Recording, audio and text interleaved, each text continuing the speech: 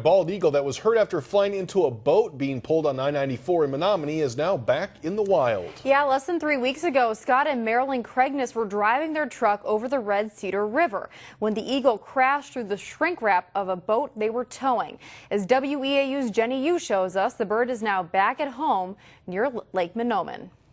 The chances of it happening is slim to none, but less than 3 weeks ago, this bald eagle surprised everyone, crashing into a boat being towed on the interstate at 70 miles per hour. We saw the eagle. we just, I think, crossed the Red Cedar River. Scott Craignis and his wife Marilyn say they heard a thud. My wife looked and saw we had a hole in the shrink wrapping. Then it was okay, I don't see feathers, I don't see the bird. The guy behind us came up alongside of us and was flashing his lights and horns and poking his finger out the window and pulled us off into the rest area there. Scott says he called Patty Stengel, founder of the Wildlife Rehabilitation and Release in Colfax. The eagle hit at the right spot.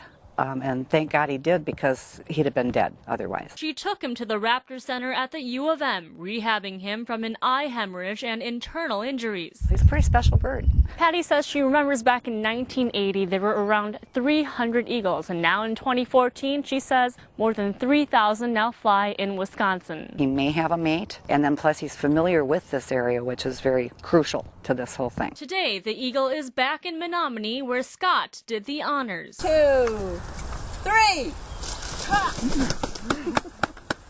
You jumped out of your arms and then watch him actually take flight again.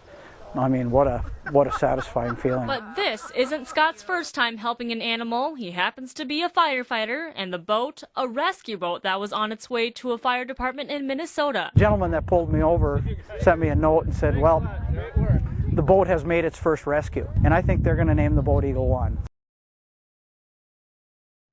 That was Jenny Yu reporting. What a great story. When our reporter Jenny Yu asked if the eagle had a name, Scott spoke up and said his name is Stanley, named after the make of the boat. He says he hopes Stanley stays off of I-94 at least for a little while. I think if Stanley has learned his lesson, he will. They're just such beautiful animals, aren't they? Absolutely.